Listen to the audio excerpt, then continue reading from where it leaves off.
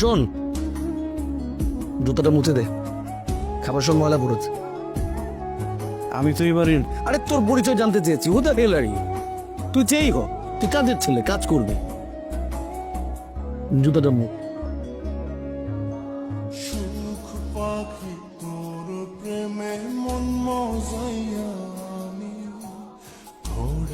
কি অবস্থা? খাবার ঠিক ছিল? আরে পেট খালি কেন?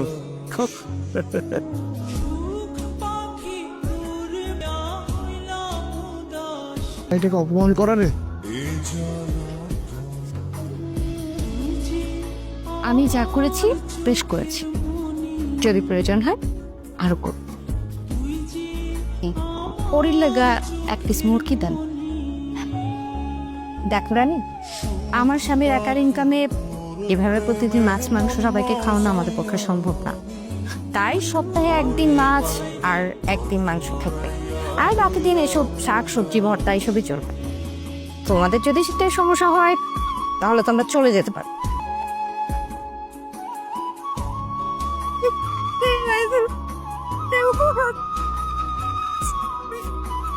ভাই, এই মেয়েটা অন্ধকারে আমাকে চাপড়ে ধরেছে। ওকে নাকি গ্রামের সবাই রাতে রানী রাখে। এটা বাজিয়ে একজন ওরা তো ওর সাহস।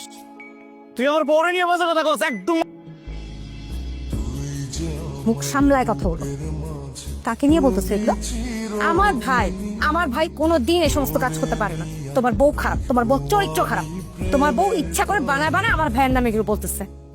রনি, এখানে যদি আমার ভাইকে নিয়ে বানায় বানায় আরেকটা ফালতু কথা বলা হয়, আমি কিন্তু কালকে শিক্ষা নিয়ে বাড়ি ছেড়ে চলে যাবো। কালকে তোর কয়টা টাকা দিয়ে দেবো রে? তুই যাবে দেশ দিয়ে থাক। সকালবেলা তোর চেহারা দেখতে চাই না আমি আর। ওর অনেক টাকার মালিক হয়েছো না, টাকা দিয়ে যদি সম্পর্কই মাপা যেত, তোমার ভাই বলে পরিচয় দিতাম না জীবনে।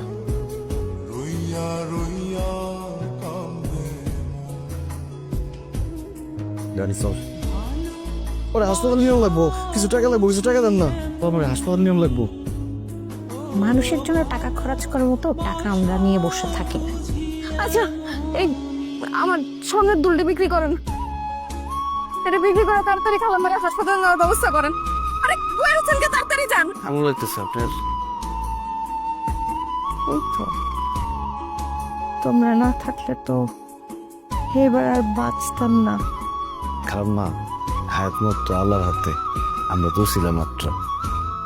আচ্ছা, তোমরা যে আমাকে হসপিটালে নিয়ে আসলা, টাকা পয়সা কোথায় পাইছো? আমার কাছে তো টাকা ছিল না, অনেক করে যে ওর কানের দুলটা আছে স্বর্ণের, ওইটা বেঁচে দিচ্ছি। টাকা যা পাইছি ওটা দিয়ে কাজ হয়ে গেছে। এখনো 500 টাকা আছে, চিন্তা করেন না আপনি। ওদের নামে আমি একটা ফ্ল্যাট লিখে দিব।